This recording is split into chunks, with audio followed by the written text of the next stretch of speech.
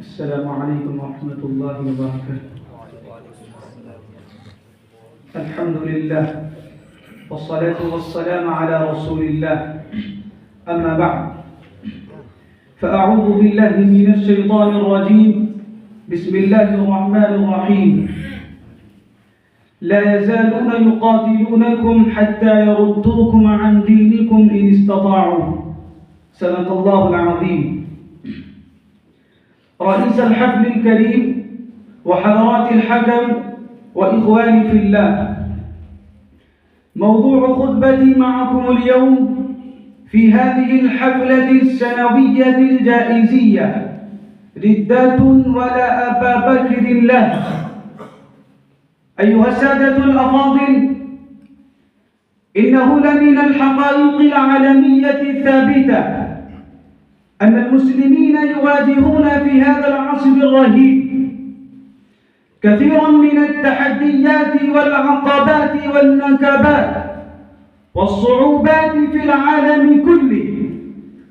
فالحضارة الغربية الفاسدة تتحدى، والأفكار الباطلة الخاطئة تتحدى، والثقافة الماجنة الفاحشة تتحدى، والميول الفتاكة المخربة تتحدى، والنزاعات الهدامة المفسدة تتحدى، والسياسة العالمية الماكرة الخادعة تتحدى، والحركات الإرهابية الظالمة تتحدى، والمنظمات العالمية الدجالية تتحدى.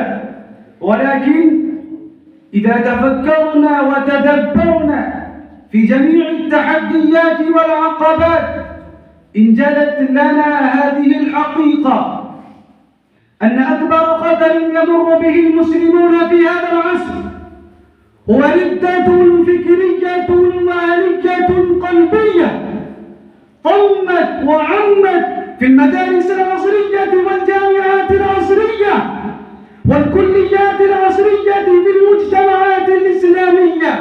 هذه هي الردة، هذه هي الردة، هذه هي الردة.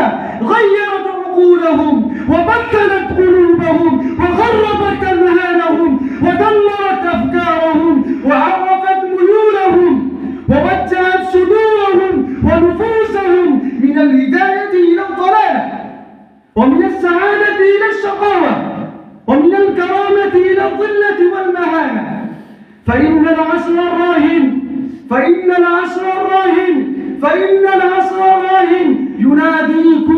يناديكم ويقول لكم: ردة ولا أبا بكر لها، ردة ولا أبا بكر لها، ردة ولا أبا بكر لها.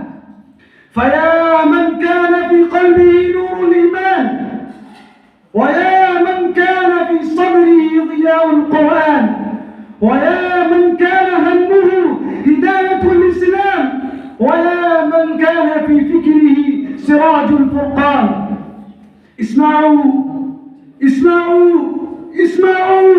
نداء الوقت العصيب، وتوجهوا إلى صراط العصر الرهيب، واستيقظوا من سباتكم العميق، وأخرجوهم من الظلمات إلى النور، ومن الاضطراب إلى الهدوء، ومن القلق إلى السكون، ومن الضلالة إلى الهداية، ومن الردة إلى العزة والكرامة، ومن الانحراف إلى الرشاد، ومن الإلحاد إلى الصحة. وأنقذوهم من نار الجحيم إلى جنة النعيم، ومن كل خطاء وزلة إلى دين قويم. وأخيرا ندعو الله عز وجل أن يوفقنا لما يحب ويرضى. والسلام عليكم.